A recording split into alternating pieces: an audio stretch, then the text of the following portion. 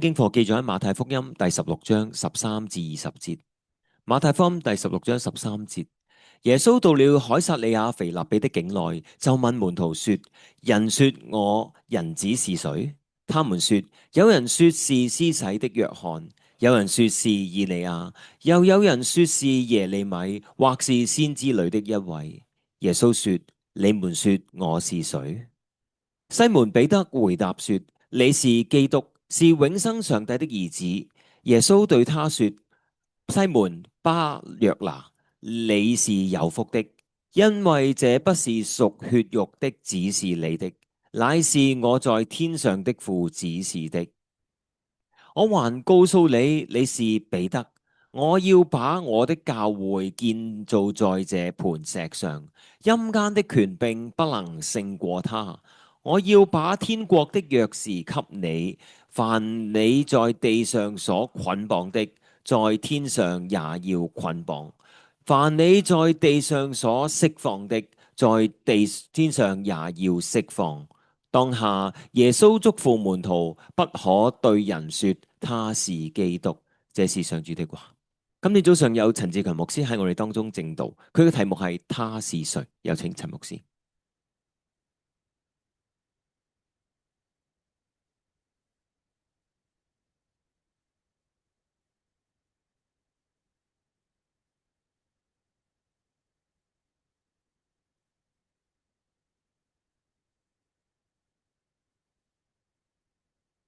願恩惠平安從父上帝並主耶穌基督歸於眾人。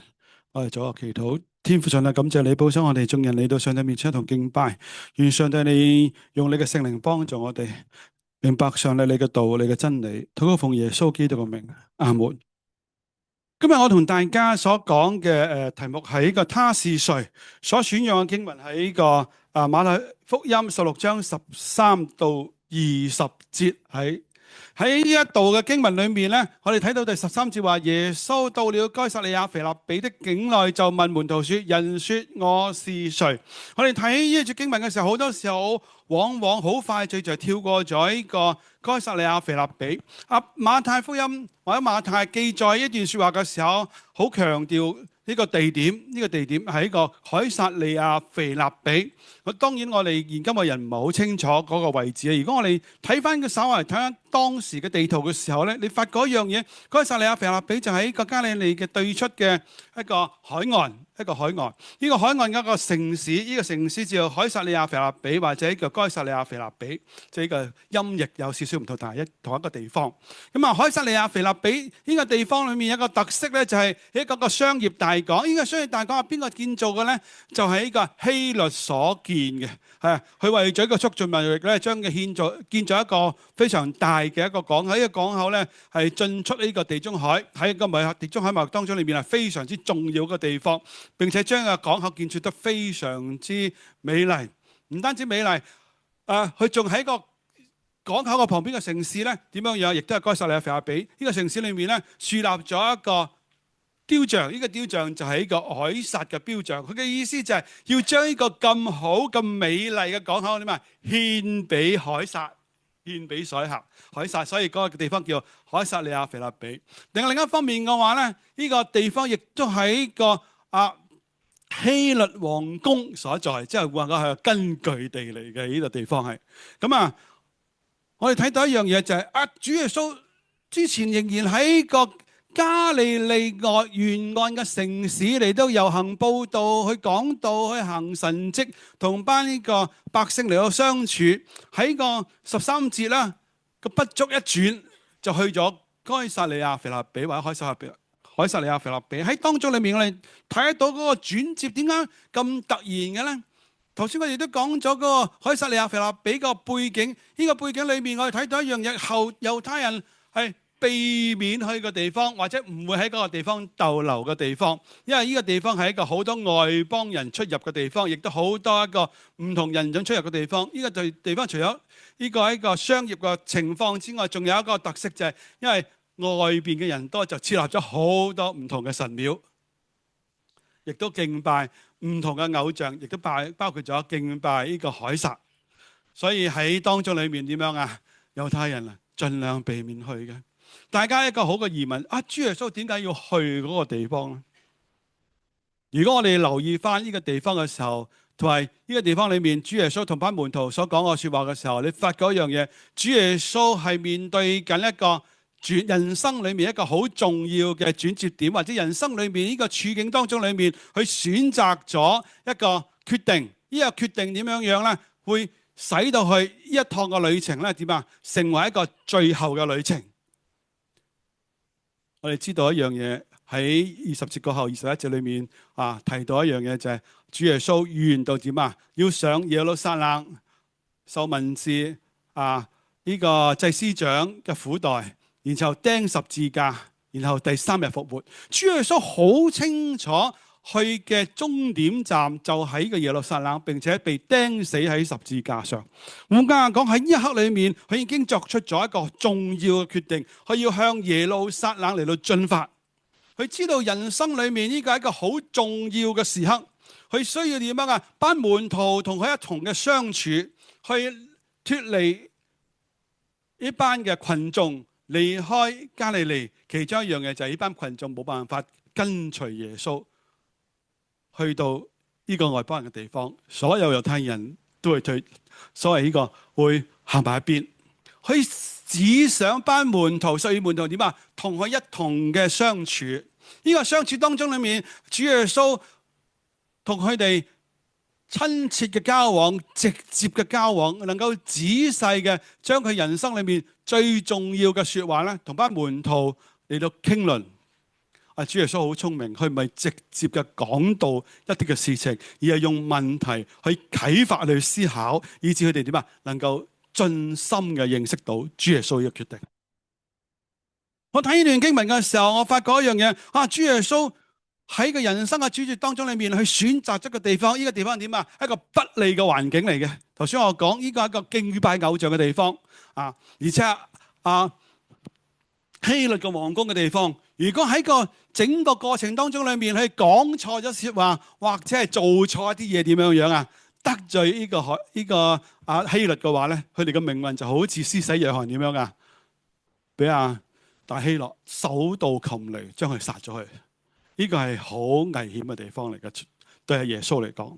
但係耶穌選擇咗，因為佢要面對人生裏面所要將來所要面對嘅苦難，所以毫不畏懼嘅站喺呢一度。弟兄姊妹，好多時候我哋人生裏面亦都有一個唔同嘅時期。我哋人生裏面有好多個時期當中裏面都出現咗一個人生裏面好獨特嘅一個轉捩點。呢個轉捩點就係影響咗你人生裏面各種嘅將來嘅事情嘅發展。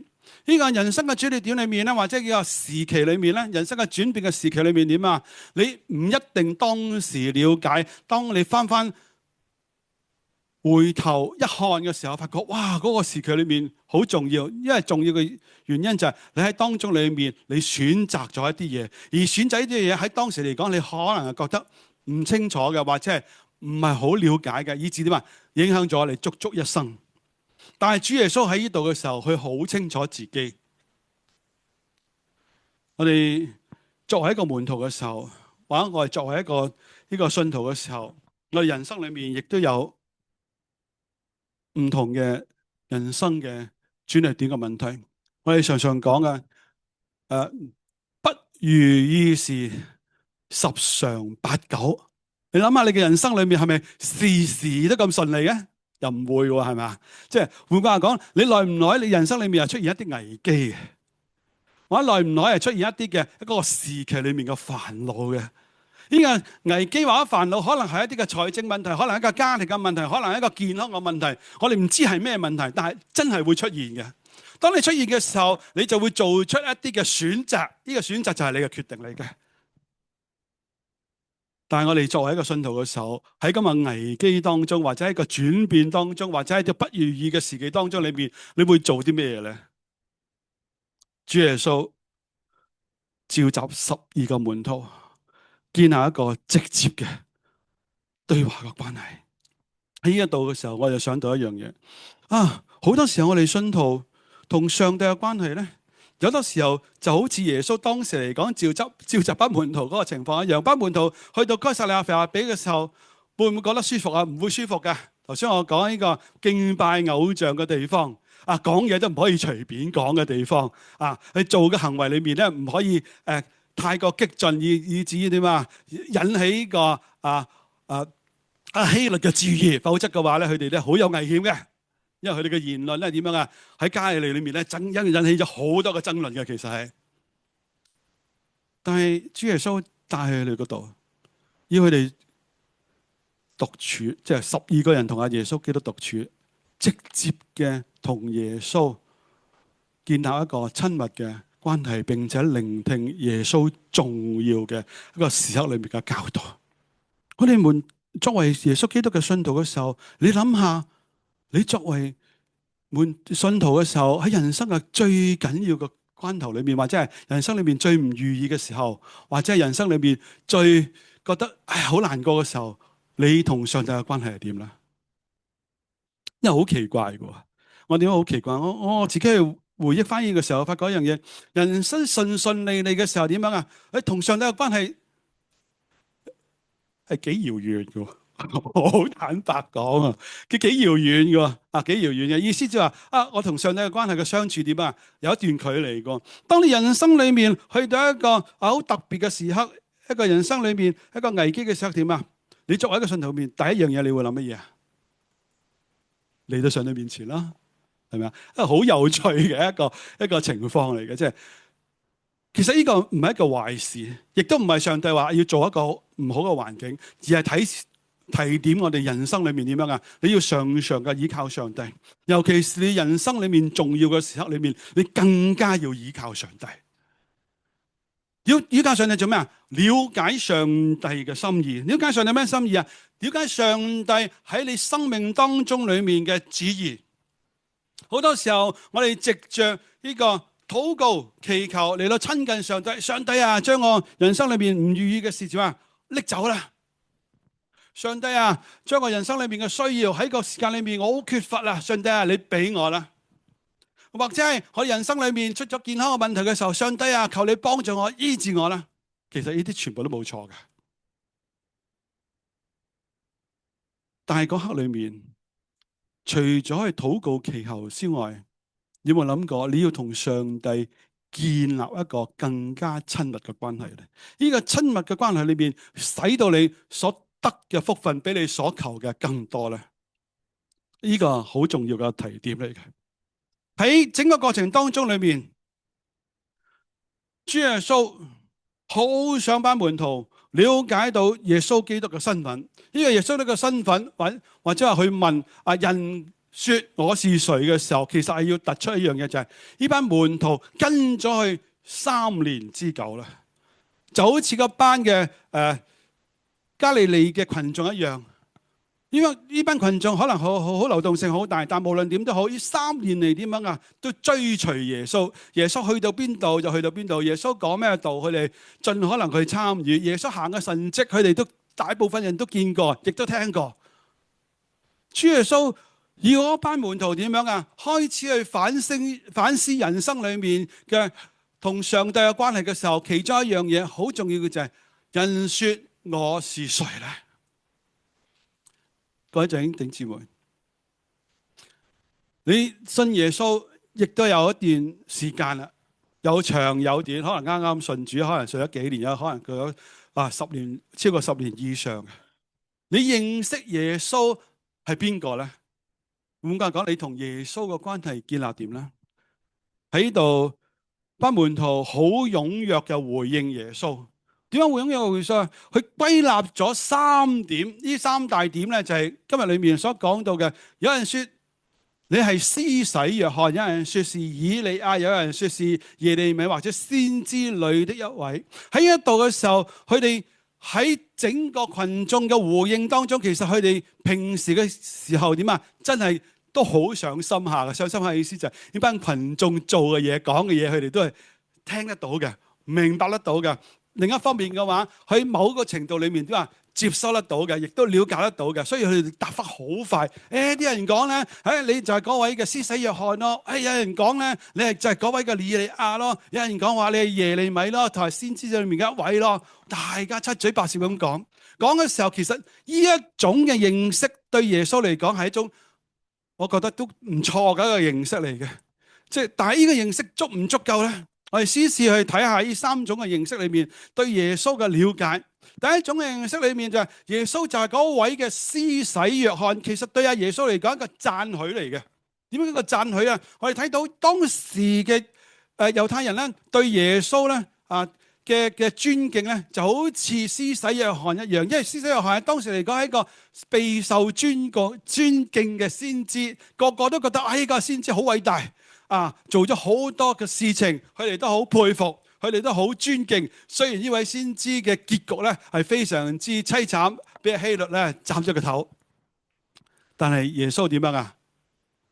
我哋都尊敬佢，好似嗰位先知施洗約翰一樣。佢嘅意思就係阿耶穌所做嘅、所講嘅時候點啊？好似施洗約翰。所以後嚟有人講話：哎呀，耶穌基督係咪施洗約翰翻生咧？咁樣啲人係咁樣講。咁其中一樣嘢，我哋重點裏面睇到施洗約翰嘅人生裏面嘅工作好多。其中一個聖經記載裏面好重要嘅就係施洗約翰去最重要嘅人生裏面嘅信息就係天國近了。你們當悔改，信福音。其實同耶穌所宣講嘅一樣嘅。天國近了，你們當悔改，信福音，並且點啊？進行呢個洗禮。哇！其實呢個係每個信徒裏面都經歷一個階段嚟嘅。你點解會信耶穌啊？其中一樣嘢點啊？悔改認罪啦。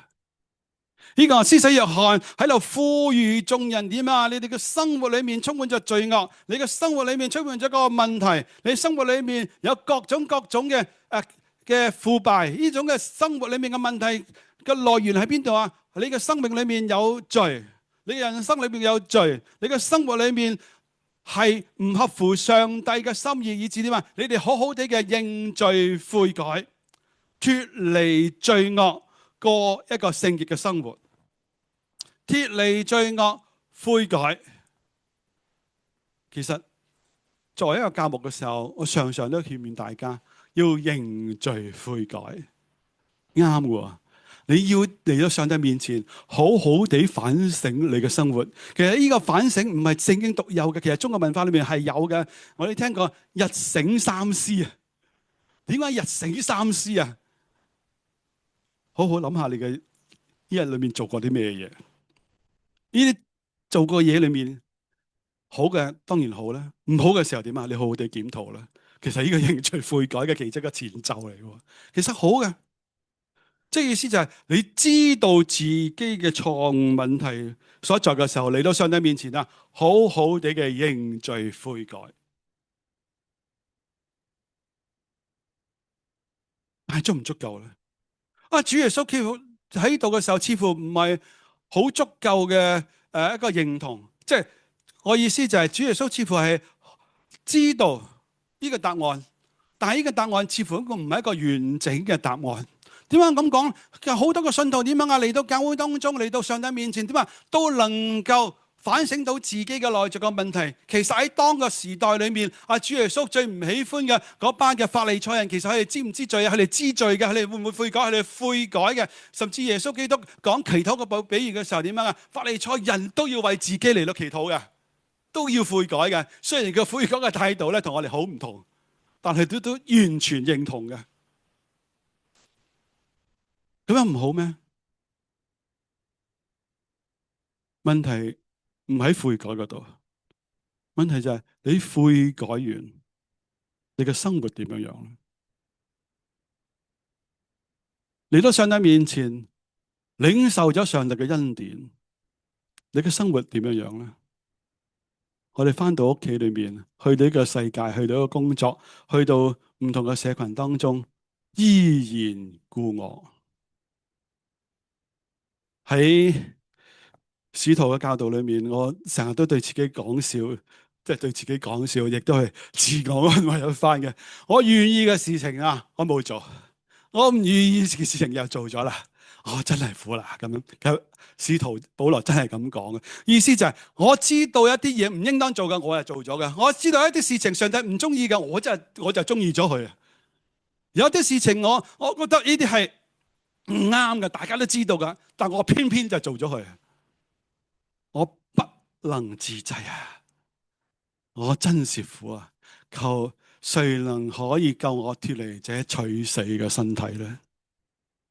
弟兄姊妹，我唔知你有冇經歷過人生裏面呢一種嘅苦境。作為一個信徒嘅時候，認真嘅面對自己嘅信仰生活嘅時候，你一定有所體會。施洗約翰係一個受人尊敬嘅先知。班群眾所睇到嘅係施洗約翰裏面施洗叫人悔改，一個偉大嘅先知。但係有冇留意到呢位先知其實係彌賽亞嘅先驅咧？佢曾經指出過，喺我後來嘅人點啊？用聖靈與火給你們施洗。佢嘅意思就係你嘅信仰，你唔好停留喺認罪悔改裏面。認罪悔改係嚟到上帝面前嘅，係一個好正確嘅態度。但係呢個唔係信仰嘅全部。呢個嚟到上帝面前點啊？讓上帝俾你一個新嘅生命，藉着耶穌基督點啊？更新你嘅生命。聖靈與火，意思就係讓上帝進入到你嘅生命當中，能夠潔淨你內在裏面隱藏嘅罪，好似火一樣去燃燒。火燃燒嘅時候點樣啊？毫不留情面嘅。火亦都代表咗聖潔嘅，喺當中裏面意思就係你要一個聖潔嘅生命。呢個聖潔生命從邊度嚟啊？從聖靈而嚟，從呢個新嘅生命而嚟。呢個新嘅生命，你有冇渴想啊？當上帝嘅恩典臨到你嘅身上嘅時候，其實呢一種嘅新嘅生命，呢種新嘅生命裏面，藉着聖靈嘅工作，幫助你過一個聖潔嘅生活，合乎上帝嘅生活嘅時候，上帝已經俾咗你，但係你有冇渴想？你有冇去使用咧？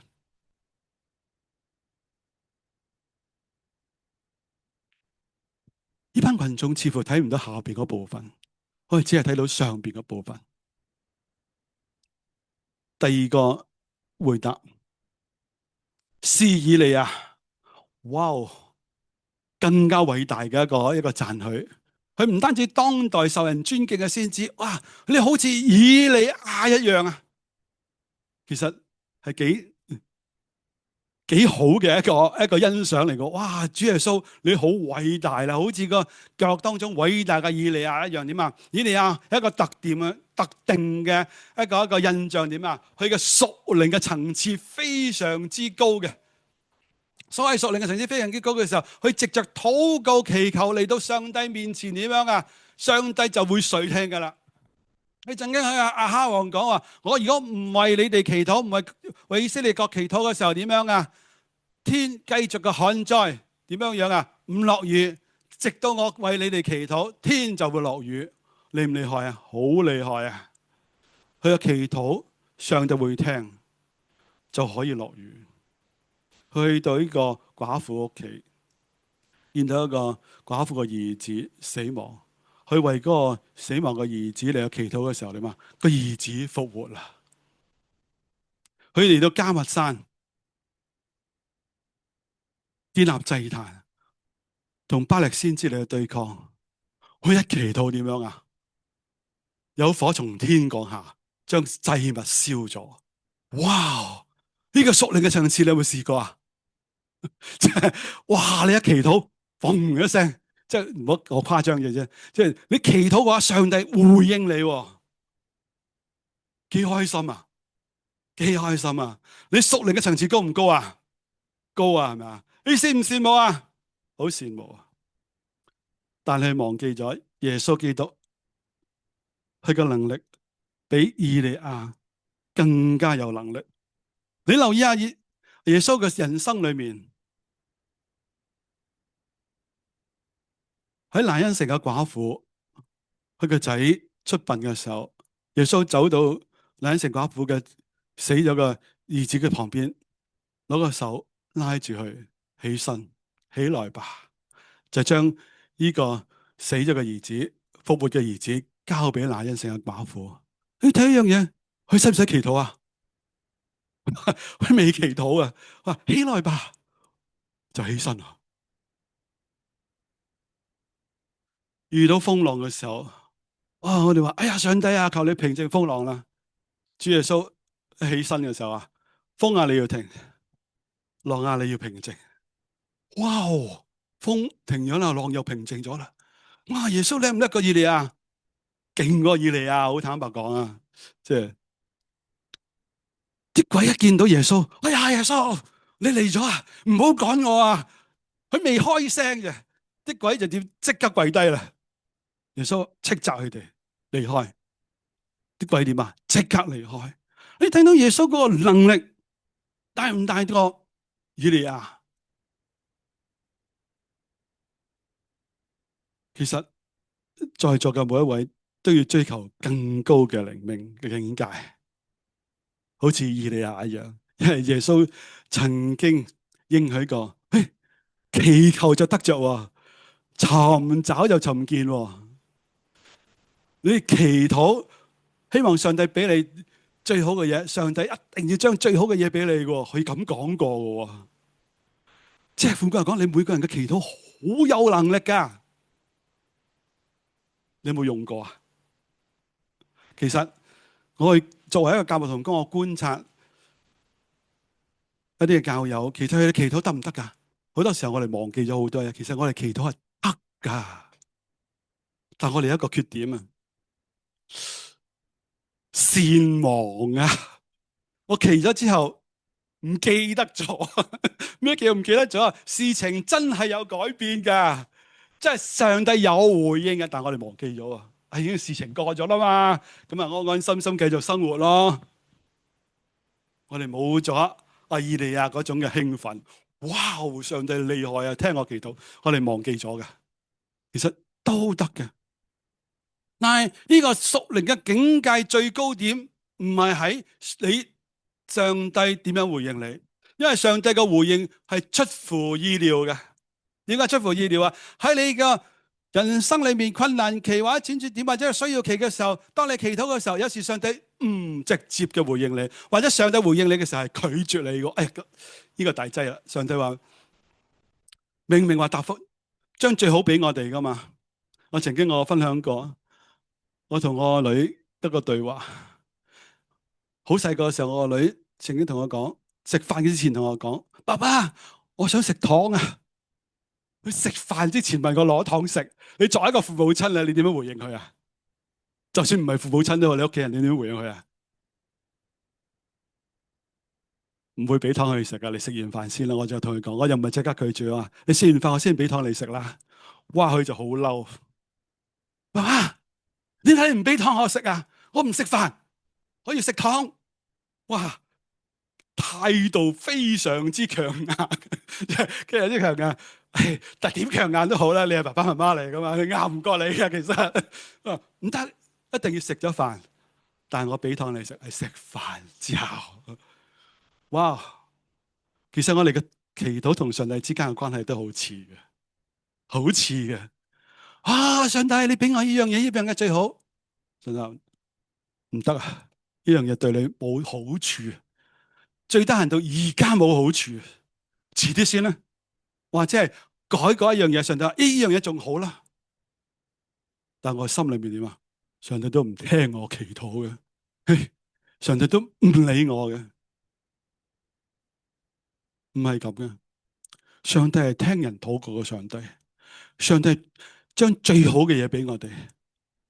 當眾人講到以利亞嘅時候，我哋忘記一樣嘢，就係主耶穌其實比以利亞更加偉大。喺我哋同上帝祈禱當中嘅時候，請你記住，你要降服喺上帝嘅面前，讓上帝嘅旨意得以成全。正如耶穌基督教導我祈禱話：願你嘅旨意行在地上，如同行在天上。如果我哋換個字眼，願你嘅旨意行在我嘅身上，如同行在天上，亦都通嘅。因為你喺地上，你真係實踐緊上帝嘅工作啊嘛，你真係喺世上嘅生活啊嘛。願上帝嘅旨意行喺我嘅身上，如同行在嘅天上。我哋未曾咁樣求過嘅，但係主耶穌真係咁樣求過嘅，佢將自己嘅需要交託俾上帝。上帝啊，呢個苦杯好難啃啊！若你願意嘅話，將個苦杯攞開啦。但係不要成全我嘅旨意，只成全你嘅心意。可以降服落嚟啊！佢意思就係每個人都可以向上帝求噶，每個人都可以將自己嘅需要交託俾上帝，向上帝。上帝啊，我真係要噶。上帝啊，呢個係我嘅需要嚟嘅。上帝啊，呢樣嘢係我現在嘅生命當中面好重要嘅嘢嚟嘅。上帝啊，求你俾我，但我願意降服。降服嘅意思就係，上帝啊，我相信你有最好嘅嘢可以俾我嘅。就算你冇祈禱，我祈禱求呢樣嘢，上帝冇俾我，我相信上帝將最好嘅嘢俾咗我。你有冇咁嘅信心啊？當我祈禱向上帝祈禱祈求嘅時候，我鼓勵眾人都要有信心，唔單止有信心，更加重要點啊？讓耶穌進入你嘅心裏面，成為你嘅主。因為耶穌滿有能力，一切上帝嘅豐盛同能力滿滿嘅喺耶穌嘅身上邊。我哋有咗耶穌就擁有一切，我哋擁有耶穌就擁有一切嘅屬靈嘅豐盛同美好。好多時候我哋嘅禱告當中裏面係外在嘅物件、外在嘅要求，我冇求過耶穌住喺我嘅心裏面，成為我嘅主。就好似嗰班以色列人一樣，佢哋去求神蹟、求屬靈嘅高峰，跟住點啊？同上帝嘅關係好遠好遠。第三，你係耶利米。我哋了解耶利米一個教育當中裏面好突出嘅先知。我哋今日裏面所有人啲人話：哇，耶利米係一個愛國嘅先知，係非常之愛國家嘅先知。呢個先知點啊？睇到當時社會各種嘅問題，去睇到管治階級嘅各種嘅腐敗，去睇到呢個社會當中裏面有錢人點樣欺壓窮人，去睇到呢個制度裏面既咁多嘅不公平，呢個不公義。唔單止睇到呢個統治者，睇到有錢人，亦都睇到呢個基礎裏面嘅平民人之間點樣啊？互相嘅貪婪，互相嘅妒忌，互相嘅殺害。佢睇到整個社會混亂不堪，去指出呢個社會嘅問題所在。我哋常常強調一個時代嘅先知，呢個時代嘅先知就係睇到呢個時代裏面嘅各種嘅問題，你為時代嚟到發聲。我從成為傳道人到而家裏面，我常常都聽到呢一種嘅言論，就好似阿摩司都曾經講過嘅：惟願公平如大水滾滾，使公義如江河滔滔。哇！你先至一見到呢個社會裏面各種嘅公平公義嘅問題嘅時候，咧滿心裏面充滿着熱血，要企出嚟。但係好多時候，我哋講到時代嘅先知嘅時候，卻忘記咗呢個先知背後裏面好大嘅重點。講到乜嘢啊？原來呢一種嘅問題，呢個制度好，統治者又好，富人又好，呢個基層又好，佢哋都有一個問題，就係離棄上帝啊！所以先知所講嘅唔係嗰個制度啊，上帝所講嘅唔係嗰個唔公平嘅表面啊，佢最大嘅問題呢個人心嘅問題啊，人嘅心離開上帝，人嘅心裏面充滿着各種嘅貪婪慾望，各種嘅罪嘅問題啊！你將嗰個人擺喺任何嘅制度、任何嘅地方裏面都有問題啊！你擺一個貪官任何嘅地方都係貪，無論佢係統治者，無論佢係平民百姓，佢都會貪。人嘅心，所以班先知好大聲講話：你哋要悔改，悔改咩啊？翻嚟到上帝面前啦！你嘅生命改變啦！你唔改變嘅話，國家冇前途啊，社會冇前途啊，你嘅生活冇前途啊！哇！佢個呼籲大聲疾呼，疾呼到一樣嘢。耶利米當個時代嗰個時候，國家將佢捉去監禁，即係唔准你出聲。當個以色列國呢個猶太人呢個城牆被毀，耶路撒冷被毀，敵對國家嘅軍隊兵臨城下，將呢個國家滅亡咗，將個政府摧毀咗之後，佢發覺一樣嘢，哇！呢個先知好偉大啊！佢所講嘅都啱啊！佢所講嘅都係正問題所在啊！佢哋好尊敬呢個先知，將個先知點啊？放翻出嚟，尊敬佢。好奇怪，即係你睇唔睇到啊？睇唔睇到啊？所以我哋睇呢個耶利米嘅時候，好多時候我哋都要睇到一樣嘢。哎，你個生命問題裏面係乜嘢啊？所以阿耶利米亦都曾經預言過，上帝要同你哋另立新約，因為你哋唔守舊約。呢個舊約對你哋嚟講，你哋完全唔守。但係上帝冇放棄佢嘅拯救，佢要另立新約，要重新嘅拯救你哋。喺其他嘅先知裏面都講到，上帝要差派彌賽亞嚟，彌賽亞嚟點樣樣啊？你哋好似一個石磨一樣，好似石頭一樣，佢用石磨嚟形容我哋嘅心啊，即係好似石磨一樣咁硬。石磨一樣點樣樣啊？唔改變，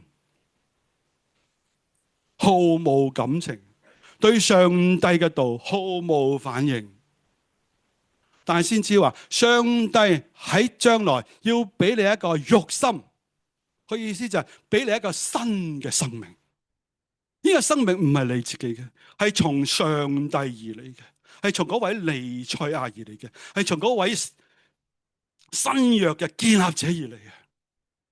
你有呢個生命，國家有前途；你有呢個生命，社會有前途；你有呢個生命，人與人之間有前途。有呢個生命，世界有前途。你要改變，改變嘅係你嘅心，你嘅生命。好多時候，教會亦都一樣。如果我哋好似班民眾一樣，當時嘅民眾都一樣，淨係睇到耶利米表面嘅作為，睇唔到耶利米係真實悔改新嘅生命。教會唔知道自己已經得到耶穌基督所賜嘅救恩，可以建立一個人嘅新嘅生命。呢個生命可以唔單止改變一個人，當呢個人能夠喺唔同嘅社會階層裏面，呢個新嘅生命就可以發揮作用。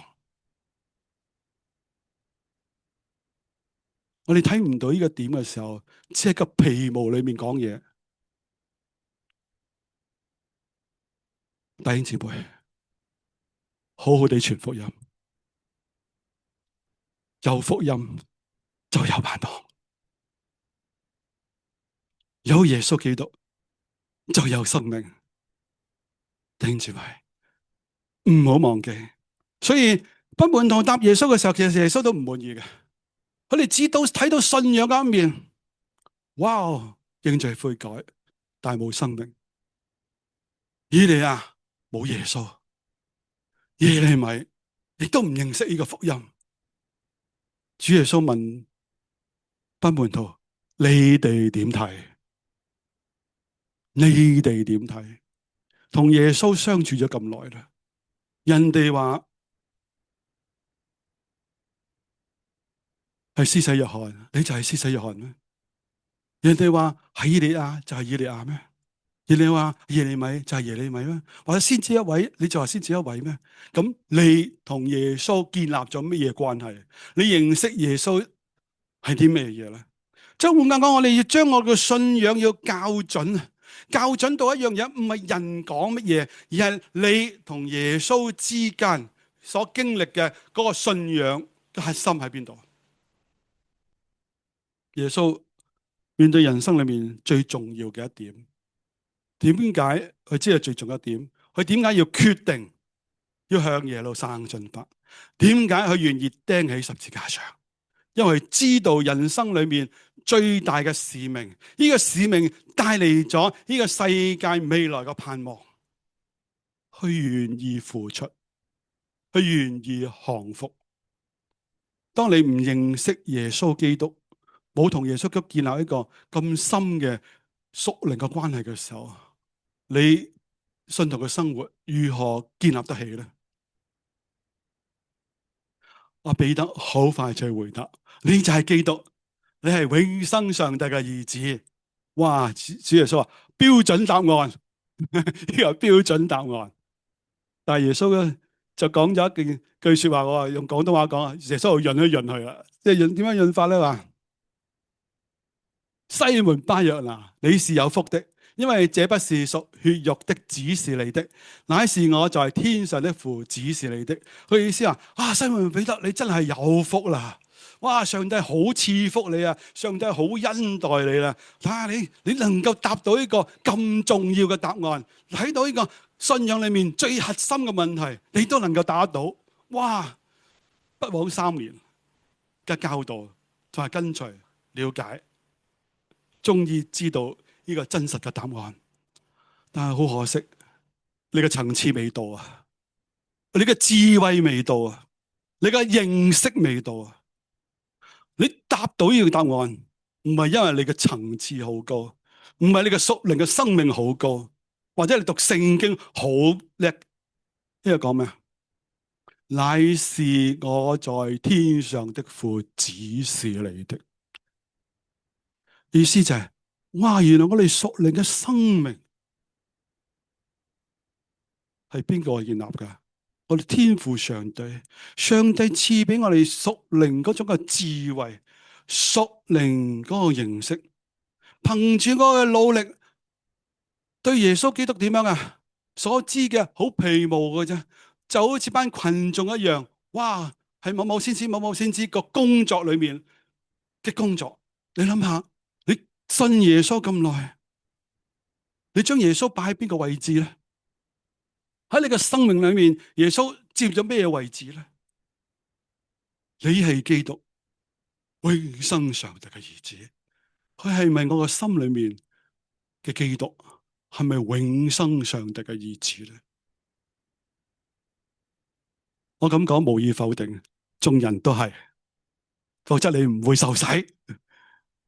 眾人都係，眾人都認識，但係你唔了解。但係聖經講俾我哋聽，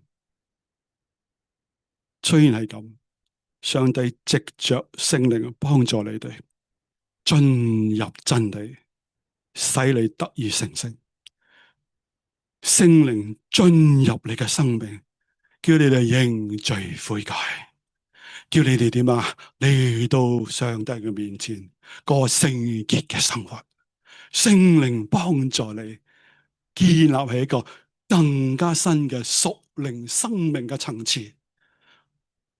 但係首要條件，你願唔願意降服？唔係你唔知道，你嘅知道可能好有限，但係你願唔願意降服喺上帝面前？不是屬肉體，即係有第二個